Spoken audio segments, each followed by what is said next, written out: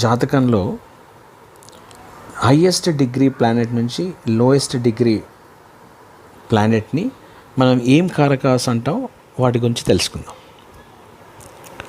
So ఒక జాతకం మీరు ఒక జాతక చక్రం వేసిన వెంటనే మీకు అన్ని గ్రహాలు ప్లస్ వాటి డిగ్రీస్ కూడా వచ్చేస్తాయి. సో ఇప్పుడు ఏమవుతుందంటే ఇందులో హయ్యెస్ట్ డిగ్రీ నుంచి లోయెస్ట్ డిగ్రీ వరకు కారకాస్ స్పెసిఫై చేయడం జరిగింది.